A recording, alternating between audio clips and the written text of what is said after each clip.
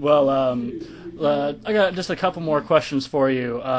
First off, we touched on the Vakken thing earlier. Do you really feel like it's wholly different playing shows in Europe than it is in America, or is the scene kind of merging together at this point? Oh, it's totally different. They're completely way more dedicated, fanatical about the bands and the way that they worship the bands. The festivals are way more a big part of their culture, traditional. They just go on forever. There's tons of them every year. Tons of people go to them. It's completely different. Even Canada is a lot different than the United States. Just how much shows are supported. But do you still prefer playing shows here in the States, or? Yeah, because people get the humor the best here. Yeah. The shows are basically written for United States crowds. When we go overseas, they kind of run the risk of some of that shit going over their heads, Yeah. And they don't really understand. Actually, when we played Wacken, we had the Barack Obama thing that we killed. And then after the show, people came up to us and were like, "Why did you kill a black man?" That we thought we were just killing a black dude just because he deserved it. And I was like, "Oh no, that's supposed to be Barack Obama." They're like, "Oh, finally figured it out." It's like a point of pride for them to not get it. They don't want to get anything that we Americans are offering them. What about in Asia? You guys done some stuff in Japan before? And Nah, we've never been there. You haven't? I thought you had. No, we wrote that album live at Mount Fuji, and we said it was recorded actually in the future, and the whole thing's a big lie, and a lot of people think that we've been there because of that.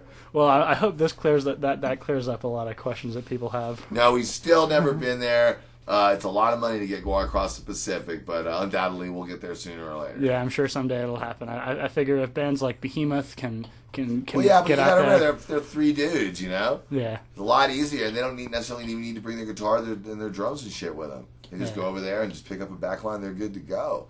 Gwar is like multi-headed hydra of death.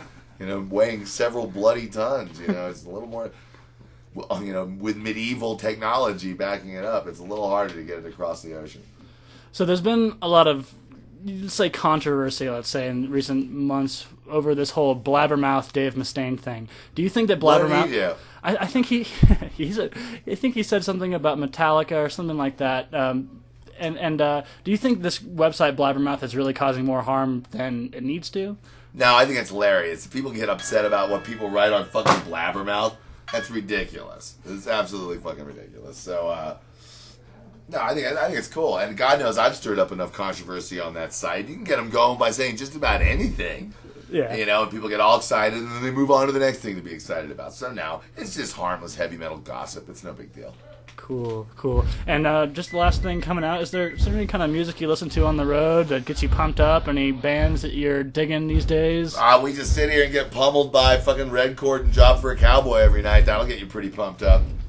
Cool. But when I'm away from the band, it's like funny, when you're in heavy bands, a lot of times you don't crave listening to heavy music. That's what I've heard so far, yeah. Actually, I'm a big U2 fan. I love their new album. As corporate as they are, God, they really just make me sick sometimes, with just the excess of their production. But I really like that, which is surprising to me because the album's got a kind of stripped down, really kind of simple sound. It's a really awesome record. And so I was kind of surprised they went back to this Zeropa kind of gigantic, super glom fucking show that takes like a week to set up the fucking stage. Yeah. And I got one quick question. I remember back in the early 90s, I played the Beavis and Butthead video game. Right. How were you guys? Did you ever beat it? I didn't beat it. I could never beat the game. Hard as fuck. I've only known a couple people who did beat it. It's so difficult. I only got to the fast food part, and I can never figure out how to get past that part. But how are you guys involved in that? Was you just show up in it? And we fought to get involved with it, and we just weren't. They were like, "We want to put you in the game." We thought that was our ticket to fucking the big time. Yeah. But then we found out we didn't get any money for it, so we went in there and we tried to fight for some money. We finally ended up getting 0.006% after 200,000 copies sold, which is impossible.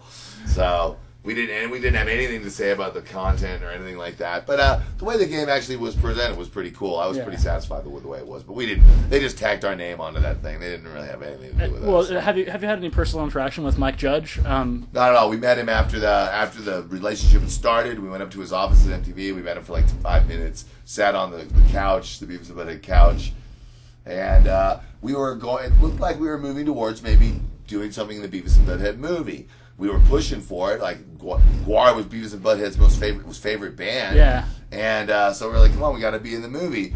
But instead, Rob Zombie ended up getting it. And he's all over that movie. Oh, he did that little animated bit, didn't he? Yeah. So and a lot of his music was in there. So it was just like, I think like the big studio people at Paramount just kind of pushed Gwar aside and like slid in their boy Rob. I was thinking of some movie that I had seen you guys in. I was watching Empire Records the other day. Yeah, that was a funny little cameo there. Yeah, they totally it was funny. They had like a line of dialogue for me, and I was like, man, Odorous would never say that. I like refused to do the line on set, and they were just like trying to figure out what to do. And finally, they were like, well, just do whatever you want. So I thought I like won this big battle. I'm like, yeah. They changed the script for me, and I said my own line. And then when we saw the movie, they just dubbed out my voice completely. Oh, really? That's somebody else's voice going, hey, get up here and get in the band. Or whatever. I'd like that kid to play with us. And I was like, Odorous would never say that. They totally fucking duped me on that one. Well, that's a funny little bit of information. Well, thanks a lot for taking time out to talk with us, Odorous. No problem. My pleasure. Bye, everybody out there in Radio Land.